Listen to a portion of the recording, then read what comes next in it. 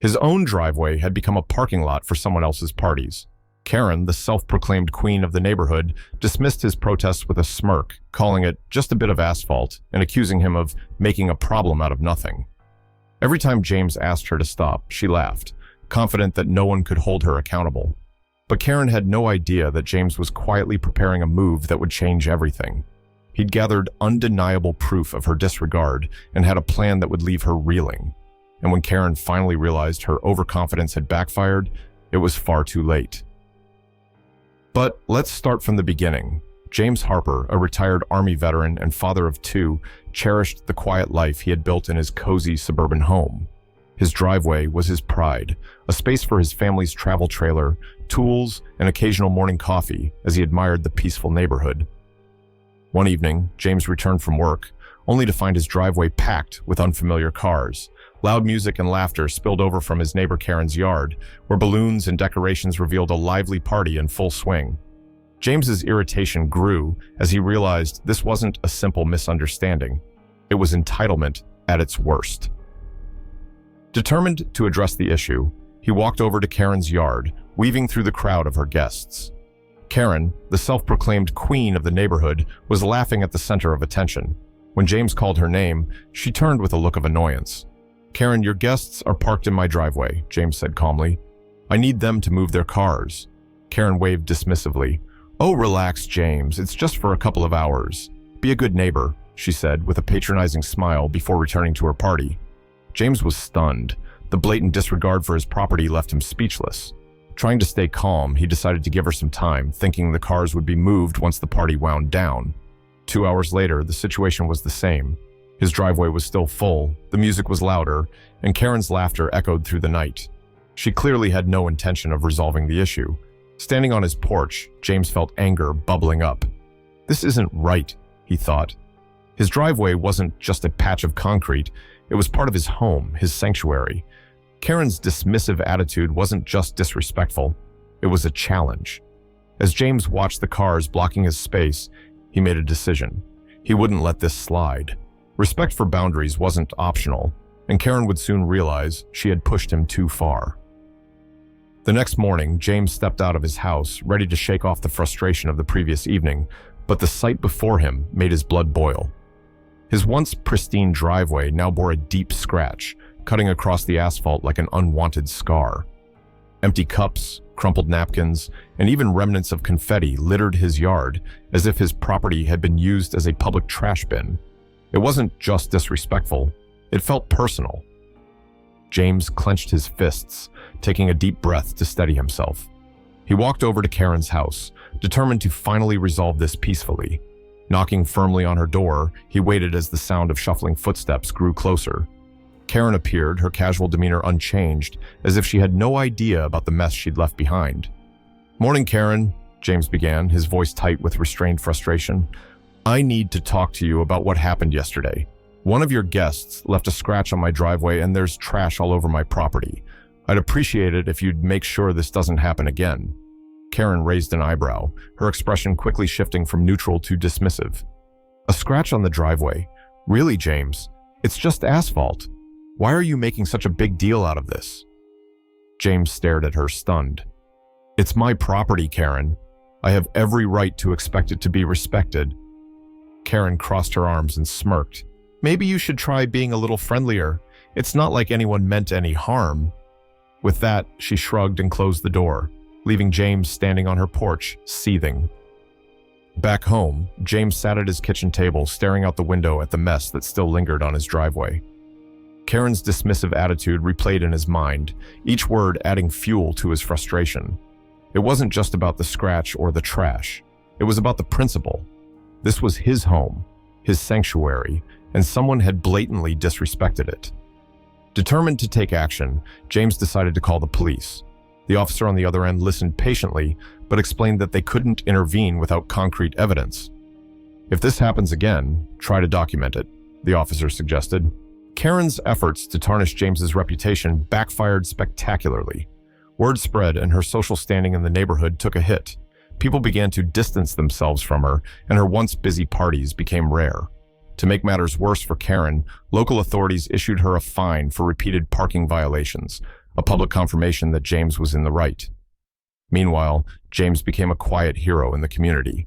Neighbors thanked him for standing up for himself, and many admitted they had faced similar frustrations but didn't have the courage to take action. His driveway, once a source of conflict, now remained clean and respected. For James, the victory wasn't just about the driveway. It was about proving that boundaries mattered. He had faced Karen's manipulation and public spectacle with patience and resolve, and in the end, justice had prevailed. Karen, once so bold and dismissive, had learned the hard way that even the most stubborn people aren't above the rules. And for James, peace and respect had finally returned to his home. After weeks of frustration, James decided enough was enough. He sought advice from a local attorney, laying out the entire ordeal, from the trespassing cars to Karen's audacious claim of rights over his property. The attorney reassured him the driveway was indisputably his, and any unauthorized use was a clear violation of his property rights. Armed with this validation, James felt a renewed sense of determination. The attorney suggested a bold but entirely legal solution: hire a towing service. It was time to enforce the boundaries Karen had refused to respect. James carefully reviewed local regulations, ensuring he followed every step by the book. This wasn't about petty revenge, it was about making a stand for his rights. Days later, as the weekend approached, James watched from his window as Karen prepared for yet another party. Balloons fluttered in the breeze and guests began arriving, just as they had before. And, as expected, the cars started piling into his driveway. James didn't wait this time. He picked up the phone and called the towing company, providing them with the necessary documentation proving his ownership of the driveway. "It's time," he told them calmly. Within 20 minutes, the tow trucks arrived, their bright lights cutting through the dusk. As the trucks began hooking up the first car, a commotion erupted. Karen's guests rushed out of her yard, their cheerful chatter replaced by panicked voices. "What's going on?" one guest exclaimed as he saw his car being lifted onto a tow truck. Karen burst through her front door, her face a mix of shock and fury. She waved her arms dramatically, trying to stop the process. "What do you think you're doing? You can't just tow people's cars like this," she shouted, her voice growing louder with each word. James calmly stepped out of his house, holding a folder with all the necessary paperwork. "Karen," he said firmly, "I've asked you time and time again to stop using my driveway. You ignored me, so I'm doing what I have every right to do. These cars are parked illegally on my property." Karen's guests watched, unsure whether to stay or retreat. Some whispered among themselves, clearly embarrassed by the scene unfolding. Karen, however, was not backing down. "This is absurd! You're ruining my party!" she yelled, trying to appeal to the tow truck operators. One of the officers from the towing company calmly replied, "Ma'am, this property belongs to him. He's provided all the required documentation. These cars are here without his permission." The police arrived soon after, summoned by Karen in a last-ditch effort to stop the towing. But when the officers reviewed the situation and James's documents, their conclusion was clear. James was fully within his rights. Karen's protests fell on deaf ears. Standing a few feet away, James remained calm, his voice steady. "Karen," he said, meeting her gaze, "if you had listened to me the first time, this wouldn't be happening. I've tried to handle this civilly, but you left me no choice." Karen's face flushed with frustration as the last of the cars was towed away. Her guests quietly trickled back inside, leaving her alone in the driveway. The lively energy of her party had been replaced with an awkward silence. As James walked back to his house, he felt a sense of relief for the first time in weeks. He had stood his ground, and now Karen, and everyone else, understood that his property wasn't up for grabs. The message was clear: boundaries matter, and actions have consequences. After the towing incident, Karen wasn't ready to admit defeat. Instead, she began spreading rumors, painting James as a tyrant who had overreacted to a minor issue. She described him as hostile and unreasonable, hoping to shift the neighborhood's opinion in her favor. But Karen underestimated James's preparedness. He quietly showed his neighbors the footage from his security cameras.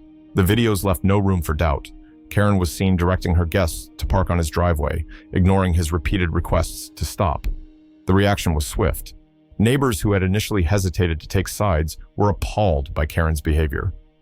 "She told us it was a misunderstanding," one said, shaking their head. but this was deliberate. Another added, James was patient for far too long. He handled it better than most would have. James realized he needed proof. That afternoon, he went to the hardware store and purchased a set of security cameras. By evening, they were installed and positioned perfectly to monitor his driveway. Over the next week, the cameras recorded everything. Guests at Karen's house continued to treat his driveway as free parking, their cars coming and going without a second thought. On several occasions, Karen herself was caught on camera directing them to park there, waving her hand dismissively toward his property as if it were her own. Watching the footage, James felt a mix of vindication and anger. The evidence was clear. Karen had no respect for his boundaries. Each video was another reminder that her actions weren't just careless, they were deliberate. James knew one thing for sure. He couldn't let this continue. It was time to escalate, and this time he would be prepared. Frustrated but determined, James decided to take the next step. He drafted a formal letter to Karen, clearly stating that her use of his driveway was unauthorized and must stop immediately. He included property records proving his ownership and politely, yet firmly, requested that she respect his boundaries. With a sense of purpose, he delivered the letter, confident that this might finally put an end to the issue. But Karen's response was as audacious as it was infuriating. A few days later, she knocked on James's door, holding the letter in one hand and wearing an exaggerated look of disbelief. "Oh, James," she said with a dramatic sigh, "you're making this way more complicated than it needs to be. Did you even know about the old agreement between the previous owners? My house has the right to use your driveway. It's been this way for years." James froze for a moment, stunned by her bold claim. There was no such agreement. He'd thoroughly reviewed the property records before sending the letter. Karen's calm confidence made it clear. She wasn't just careless. She was manipulative. "Karen, that's simply not true," he said, keeping his voice steady. "I've checked the records and there's no such agreement. This is my driveway and I need you to stop using it." Karen tilted her head, giving him a patronizing smile. "Well, if you think you're right, go ahead and prove it. But honestly, James, you're just coming across as difficult." With that, she turned and walked away, leaving James on his doorstep, fuming. He could feel the frustration boiling inside him. Karen wasn't just ignoring his requests. She was actively trying to twist the narrative and make him look unreasonable. Things took a turn for the worse a few days later. James once again found his driveway packed with cars during another one of Karen's parties. Determined to put an end to this, he called the police, hoping they could help enforce his rights. When the officers arrived, James explained the situation, showing them the property documents and even offering the footage from his security cameras. Before the officers could take any action, Karen came storming out of her house, her voice rising above the noise of the party. "Oh, here we go again," she said, throwing her hands up theatrically. "James is calling the cops over a driveway. What a spectacle!" Her voice grew louder, drawing the attention of her guests, who began to gather around. "You want me to move the cars? Fine. But let me see your proof that this driveway even belongs to you," she shouted, pointing an accusatory finger at him. The officers tried to defuse the situation, but Karen continued to put on a show, playing the victim in front of her audience. The scene was chaotic, with Karen's guests whispering among themselves and throwing James disapproving glances. James stood his ground, his frustrations simmering under the surface. "I've already shown the proof to the officers," he said, keeping his voice steady despite the rising tension. "This is my property, and I'm within my rights to ask you to stop using it." Karen smirked, crossing her arms. "Well, if that's how you want to play it, James, good luck," she said before walking away, leaving the officers to deal with the escalating situation.